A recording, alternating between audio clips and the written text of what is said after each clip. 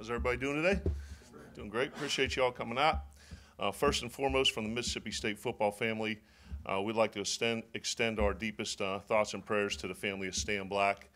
Stan was a terrific football player here at Mississippi State, a 1976 All-American and a two-time All-SEC defensive back, and he passed away this past weekend giving assistance to somebody on the side of the road. So certainly, our thoughts and prayers are with him.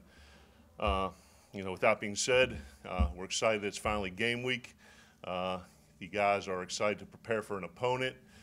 We had a great and productive, preseason camp. I thought we improved in all three phases, and certainly excited to get into Davis Wade on Saturday and hear a great and tremendous crowd for our first game of the 2018 season.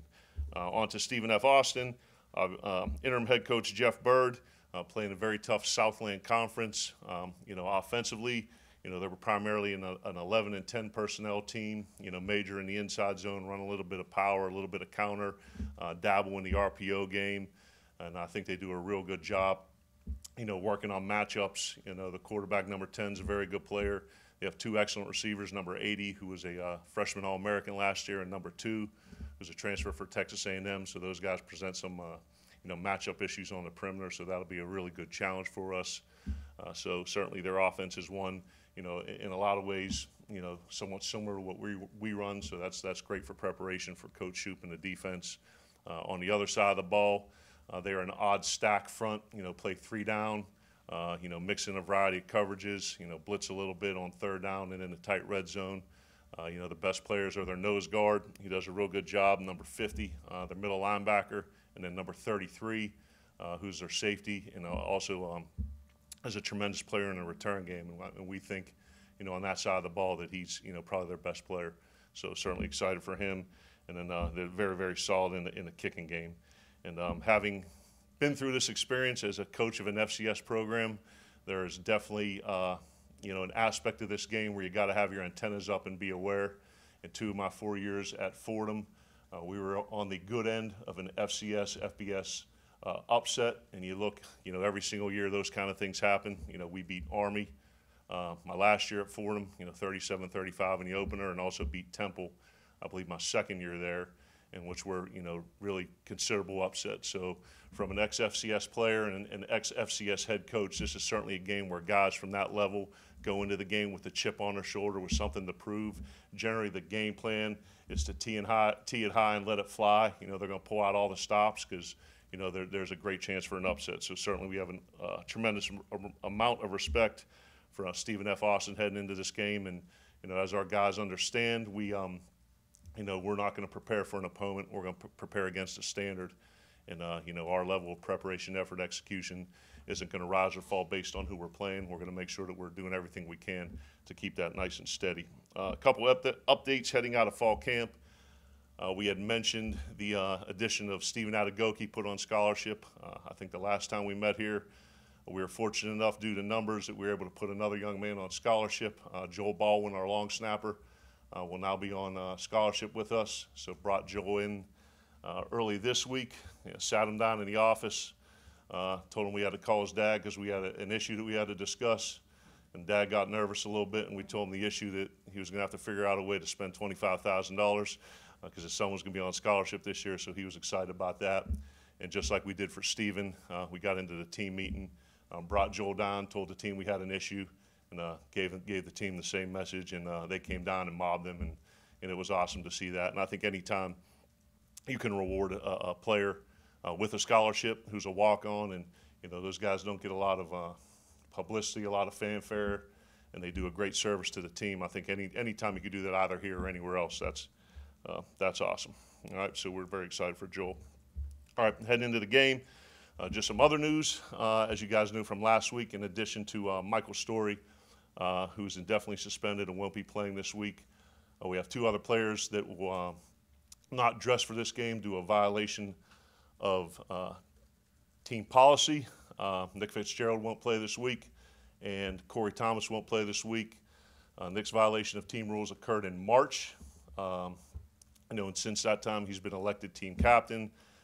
He's had an awesome spring ball. He's had an awesome summer conditioning workout and had an awesome preseason camp. He's been a great leader, been a great teammate. So nickel serve suspension and won't play this week and come back and be our starter against Kansas State. And then Corey will also be sitting out this game. And our guys certainly understand. We talk about choices and consequences and decision making and accountability, and certainly they understand that they're going to have to deal with the consequence of their choice, and then we're going to see those guys back on the field soon.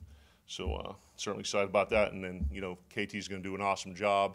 We have a next man in philosophy that when someone goes down, the person who replaces them is going to do as good or better of a job. And KT and Jalen Maiden and Logan are going to do a real good job there. So with that said, like I said, excited for the first game. Fired up to get on the field and open it up to questions. on Nick being out for Yep. this week, when did y'all kind of divvy up reps in preseason camp knowing that he wouldn't be in this game, or does that start now with Keaton and the starter reps? Well, going back to spring ball, because how we operate with a no-huddle system, there's an abundance of reps to go around. So Nick throughout spring ball and throughout fall camp had taken the ones. KT had taken all the twos, and certainly, the other guys, and then Jalen into camp. And then, since Friday when we began Stephen F. Austin prep number 1, KT's been taking the 1 reps, and the other guys have been doing the twos.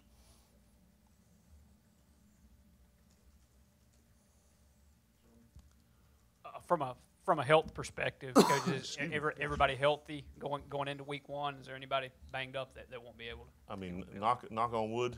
I think Thomas Cowens and our staff in sports medicine have done an unbelievable job. I think at this point heading into the game, it's bumps and bruises. There's not anyone right now where you look at the injury report and say that they're going to miss a game or be out for an extended amount of time. So I think we're very fortunate in that regard. Pretty healthy for week 1 coming out of a very, very physical fall camp. Coach Shute mentioned, I think it was last week, about the game day communications and a bunch of different voices involved. How did y'all kind of work on that in the scrimmage? And Shute's going to be in the box, right?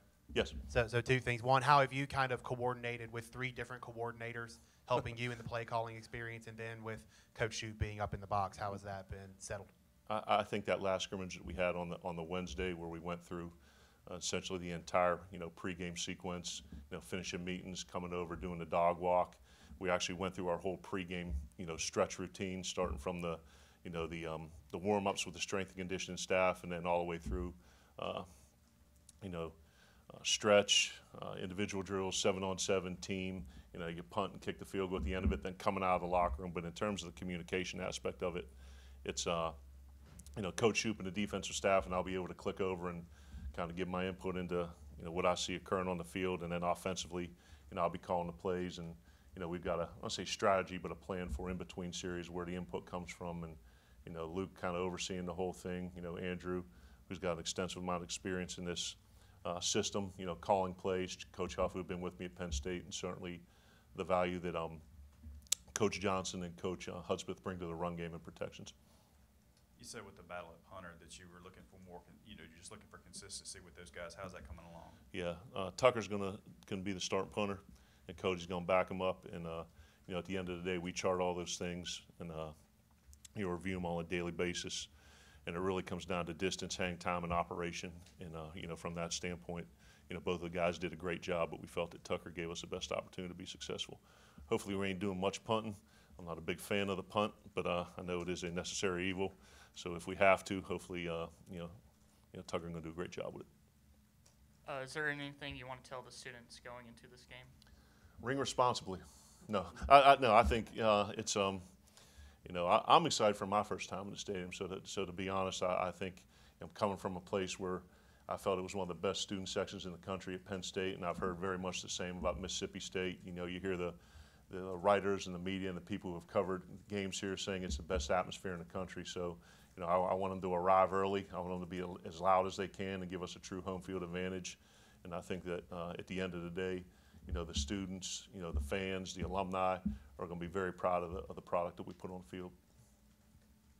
You got to watch Keaton start the Tax Slayer Bowl under different circumstances, but Yep. when it became clear to you that he was going to start this game, did you go back to that film at all, or did you stay entirely with what you've seen in practice? No, I saw it in person from the booth, and then I had watched the film on it, afterward.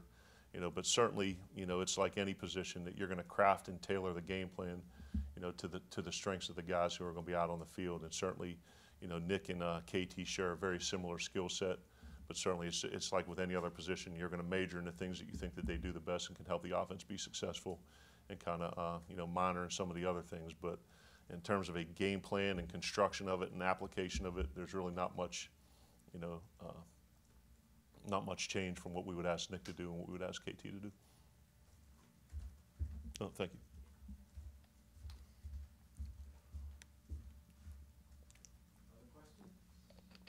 Tyler? As soon as the decision came out about Nick, Yeah. how did you see the guys kind of respond to that, and how did they kind of rally around Keaton?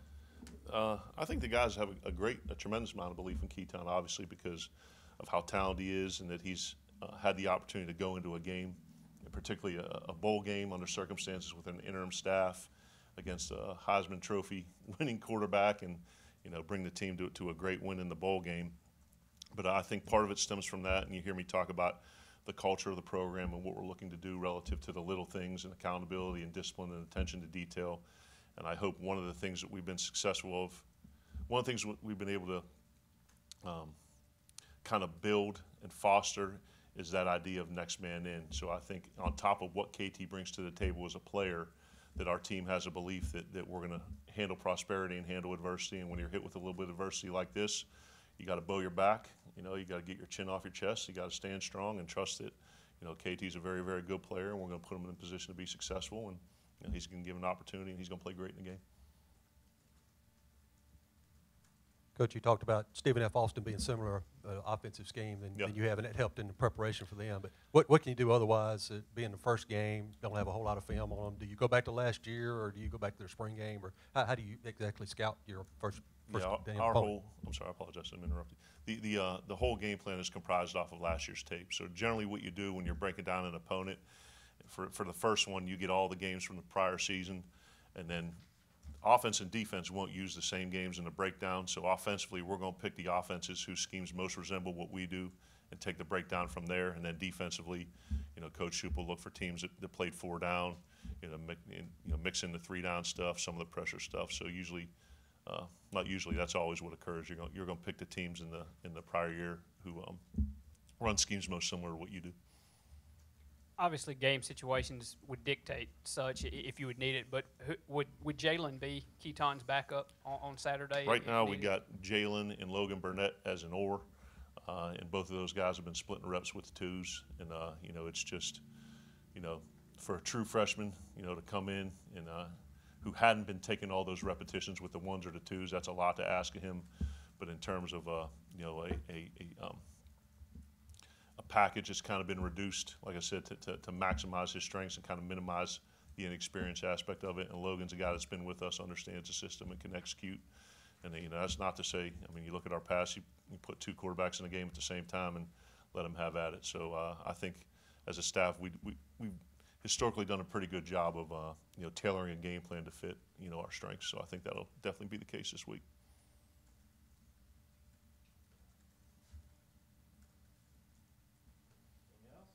Nothing about the beard? A little disappointed. As a side note, enter the season no beard, playoff beard in November. So it'll make an appearance towards the tail end of October, in case anyone was wondering. All right. Oh, Tyler has one more. Yeah, just one more about Nick. How did Yeah. you see him personally take this decision, and do you think he's going to be a better leader this season because of it? Yeah, and I think that's, one of the great things about Nick is, he understands. And I think it goes back to the fact that he's got the vote of the team because he was elected captain. So I think Nick is about the right things. I think he's going to respond to this the right way. And then, we'll come back Kansas State week, and we're going to get his season rolling the way we all kind of hoped it would unfold. Has he known the whole time that he was going to be suspended, or did this just come up? Yeah, I'm not going to get into the kind of, no, I know, it's a violation of team rules, and I don't want to kind of get into the the details of the communication aspect of it. All right. That's it. All right, Hail State. We'll have